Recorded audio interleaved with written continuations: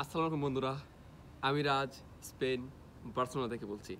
আজকের ভিডিওতে জানবো কিভাবে বাংলাদেশ থেকে স্পেনের স্টুডেন্ট ভিসা পাওয়া যায়, এবং যদি আপনি স্পেনের স্টুডেন্ট ভিসা আসতে চান তাহলে এই ভিডিওটি আপনার জন্য।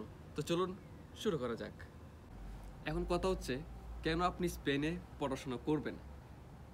স্পেন হচ্ছে ইউরোপের অন্যতম জনপ্রিয় একটি দেশ, যেটি আপনি আমি সবাই জানি, যেখানে হাজার হাজার ইন্টারন্যাশনাল বা আন্তর্জাতিক শিক্ষার্থীরা স্টুডেন্টরা লেখাপড়া করতে আসে। এর কারণ হচ্ছে টপ ইউনিভার্সিটি, টিউশন ফি কম, এবং আপনি লেখাপড়া শেষে যে স্টুডেন্টের পারমিট, ওয়ার্ক পারমিটের সুযোগ পাচ্ছেন। এসব কারণে আমরা বাংলাদেশি ও নানান ইন্টারন্যাশনাল স্টুডেন্টরা স্পেনটাকে তারা পছন্দের এক নম্বরে রেখে থাকে। এখন কথা হচ্ছে যে, ঠিক আছে, আমি চুজ করলাম স্পেন, কিন্তু আমি এখন কোন কোন ইউনিভার্সিটি আমি পছন্দ করব? কারণ কথা হচ্ছে যে, ইউনিভার্সিটি আপনি যদি আপনার ডিগ্রি বা আপনার সার্টিফিকেটের উপর ভিত্তি করে আপনি ইউনিভার্সিটি পছন্দ করতে হবে। যেমন আপনি যদি চুজ করেন পাবলিক ইউনিভার্সিটি, তাহলে ওইগুলোর মধ্যে নাম মাত্র কিছু টিউশন ফি থেকে থাকে, বেশি গেলে 2000 থেকে 1500-র মধ্যে থাকে টিউশন ফি। এবার যদি আপনি পাবলিক না করে প্রাইভেটের পছন্দ করেন, তাহলে ওইগুলোর মধ্যে অনেক টিউশন ফি থেকে থাকে। 6000 থেকে 10,000, 20,000, 24,000, 25,000 ইউরো থাকতে পারে। এখন সেটা আপনার সার্টিফিকেট এবং আপনার কোয়ালিফিকেশনের উপর ভিত্তি করে আপনি সেটা চুজ করবেন বা পছন্দ করতে পারেন যে আপনি কোন ইউনিভার্সিটিতে আপনি অ্যাপ্লাই করবেন। স্টুডেন্ট ভিসার ধরন সাধারণত দুই ধরনের হয়ে থাকে। কমপক্ষে 90 দিনের কোর্সের জন্য যদি আপনি অ্যাপ্লাই করেন, তাহলে আপনাকে একটা টেম্পোরারি একটা স্টুডেন্ট ভিসা দিবে, যাকে বলে type D visa, type D student visa.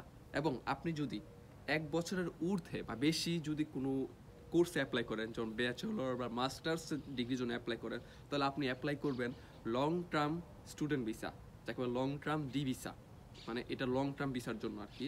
আর যদি আপনি 90 দিনের কম কোর্সের জন্য অ্যাপ্লাই করেন, তাহলে সেটাকে শর্ট টার্ম কোর্স ইংলিশে বলে, এবং এটা টেম্পোরারি কোর্স হয়ে থাকে।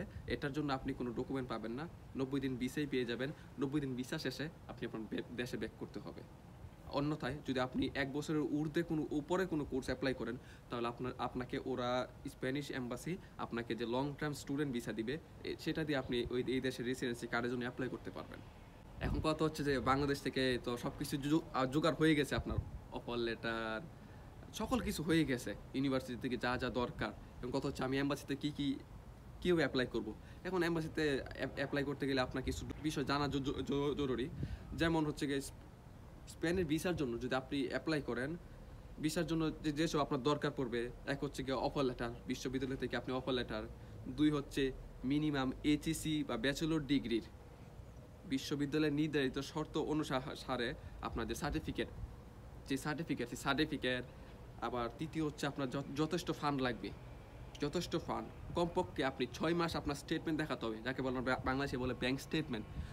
6 মাসের স্টেটমেন্ট বাংলা ইউরোতে 600 থেকে 700 ইউরো, বাংলা টাকা আপনার সর্বোচ্চ পরে 65 থেকে 80,000 আপনার ব্যাংক ব্যালেন্স থাকতে হবে প্রতি 6 মাস অন্তর অন্তর।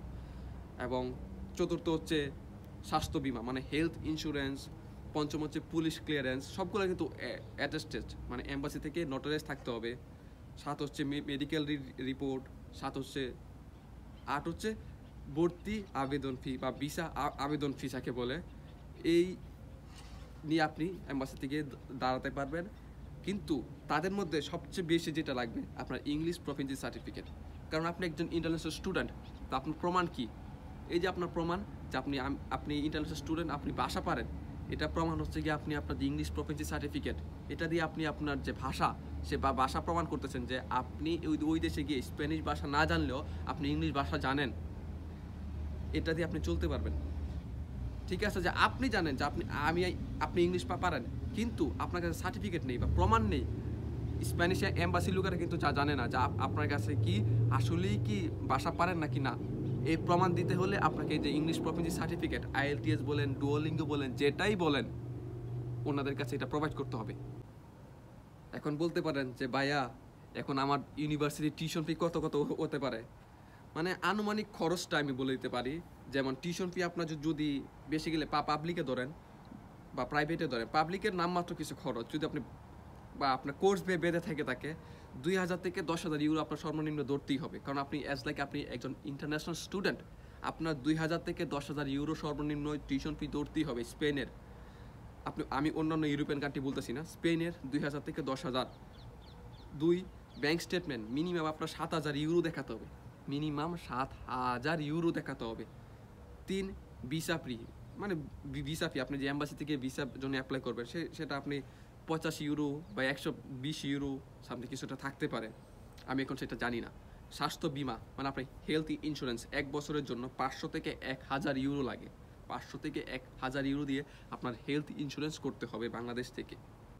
এই হচ্ছে আপনার আনুমানিক খরচ, 2 থেকে 10,000 ইউরো, 7,000 ইউরো মিনিমাম দেখাতে হবে আপনার স্টেটমেন্ট, আর 2 থেকে 10,000 ইউরো আপনার ধরে নিতে হবে আপনার যে টিউশন ফি, সেই টিউশন ফি এবং ভিসা ফি আপনার 85 থেকে 120 ইউরো, এবং স্বাস্থ্য বিমা দেখাতে হবে 500 থেকে 1000, এই আর কি 1 বছরের জন্য। এটাই আপনার কিন্তু সর্বোচ্চ খরচ। এর বাইরে কিন্তু আপনার যাতায়াত খরচ সেটা আপনার ব্যক্তিগত পকেট থেকে দিতে হবে। কিছু অতিরিক্ত টিপস দিয়ে রাখি, সবসময় যদি আপনি স্টুডেন্ট ভিসায়, যদি একটা কথা বলি, যদি আপনি যদি স্টুডেন্ট ভিসায় আসতে চান স্পেনে, তাহলে একটা দু তিনটা জিনিস আপনার মাথার মধ্যে সবসময় রাখতেই হবে। আগে থেকে 6 মাস 7 মাস আগে থেকে আপনার যে ব্যাংক স্টেটমেন্ট সেটা সবসময় আপনি আপডেট রাখুন, সর্বনিম্ন 700 ইউরো রেখে 6 মাস অন্তর আপনি সেটাকে জমা রাখেন, 6 মাস অন্তর জমা রাখেন। এতে আপনার যে স্টেটমেন্ট সেটা আপনার খুবই স্ট্রং হয়ে যাবে। 2, ইন্টারভিউতে আত্মবিশ্বাসী থাকুন, কারণ আপনার ইন্টারভিউ আপনার ভিসা হবেই কি হবে না সেটা যাচাই করবে। এখন আপনি ইন্টারভিউ ভালোভাবে দিয়েছেন, আপনার কনফিডেন্স বাসায় গেলেও থাকবে যে হ্যাঁ আপনার ভিসা হয়ে গেছে। 3, স্পেনের ভাষা শিখুন, কারণ আপনি স্পেনে আসবেন বা ইউরোপের যে কোনো দেশেই যান, আপনি যদি ফ্রান্স ইতালি যান, সেই সব দেশে গিয়ে ভাষা শিখতেই হবে। আপনি যদি স্পেনে আসেন, আপনার স্প্যানিশ ভাষার দক্ষতা লাগবে, আজ না লাগুক কাল না লাগুক 2 দিন পরেও লাগবে, তাই বলি স্পেনের ভাষার উপর দক্ষতা রাখুন।